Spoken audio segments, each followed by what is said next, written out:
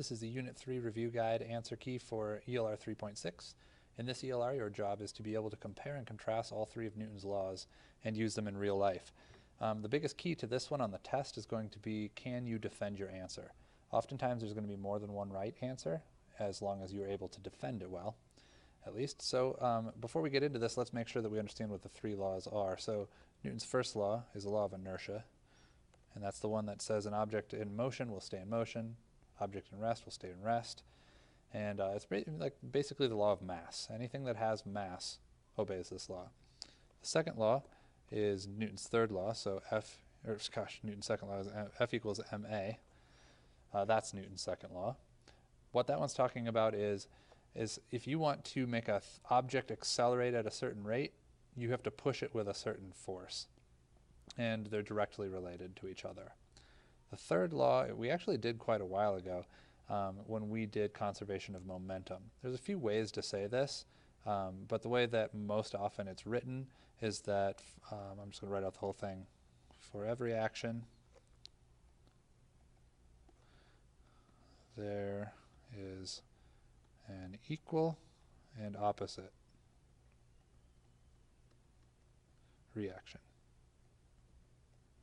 So in this one, when we did conservation of momentum, we said, well, if you push on something this hard, and let's say you're like out in space, we did a mastery check where the astronomer was throwing a wrench. If she throws the wrench one way, the wrench pushes back on her, and she's going to start going the opposite way. And that's the only way to conserve the momentum. So Newton's third law is basically law of conservation of momentum, but let's talk about some examples. The first one's a good example, actually, of one where you can make many arguments. So a climber pulls down on a rope, causing his body to lift upward. So by pushing down on the rope, his momentum goes up. So you could make an argument that this would be Newton's third law for sure. However, you could also say, well, as hard as he pushes down is how hard the rope pushes on him up, and his mass and how hard he's pushing determines how much he accelerates up. So I think that you could make a really strong argument for Newton's second law here as well. And of course you could make an argument for first law, but these other two are more obvious. Number two is really obviously Newton's second law. It's just the definition of it.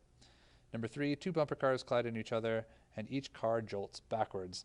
I think that this is a best example of Newton's third law, because when one bumper car bumps into the other, they both bounce backwards, so the equal and opposite reaction from that action. Number four, you give your friend a lift on your bike and you have to pedal harder and faster to keep the same speed.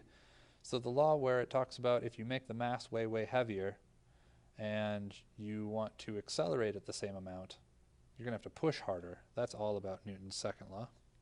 You could also make an argument there for Newton's first law if you're saying like, well, my friend was an object at rest, and so an object at rest wants to stay at rest, and I had to pedal hard to make that object speed up. You could make that argument. For number five, every action there's equal and opposite. That would be Newton's third law. Number six, small cannonball leaves cannon much faster than a large, heavier one. That sounds very much like Newton's second law. You could also, again, make an argument there pretty strongly for inertia. Number seven, when you're standing in a subway train and the train suddenly stops, your body goes forward. That sounds a lot like Newton's first law. You were an object in motion, and your mass is going to stay in motion if there's nothing to push against it. Number eight, an object at rest or motion will stay at rest or motion. That's absolutely number one. It is much easier to carry, number nine, it's much easier to carry your backpack when it's empty rather than when it's full of textbooks. I think that you could make a strong argument for either one or two on this one. Number two, it's you have to push your backpack to get that extra mass moving. You have to push it extra hard. For the last two, this one's going to be very open-ended, so I'll just share some of my examples and see if you can just make the judgment call if they are lining up. What's an example of Newton's first law? Anything where you're talking about things staying put or things staying in motion. I like to think about the lab that we did where we had like the cup and we put a card over top of it, and we had a coin. So we had the card over top and there was a coin sitting on the card. When we flicked the coin, or flicked the card rather, the coin stayed put in the middle of the air for just a second, and with the card out of the way, it then fell into the cup. That's just one example. You could use any of the other examples from that lab, or anything where an object at rest or in motion stays that way. For 11, a roller skater pushes off a wall and goes backwards. How does this show Newton's third law? Well, if you have a roller skater, There's my roller skater. It's very good, I know. Pushing on the wall, and so they're applying a force that way. The only reason why they start moving in the direction away from the wall is because the wall then also pushes on the person. So for this action, pushing on the wall, we got this reaction. Notice it's an equal push in the opposite direction. So one thing to think about is if you're pushing on the floor as you walk across the floor, each time you push on the floor is also pushing on you. That would be another example of Newton's third law. An example that shows Newton's second law is anytime you want to speed something up. Automatically I'm thinking about Alpha Centauri.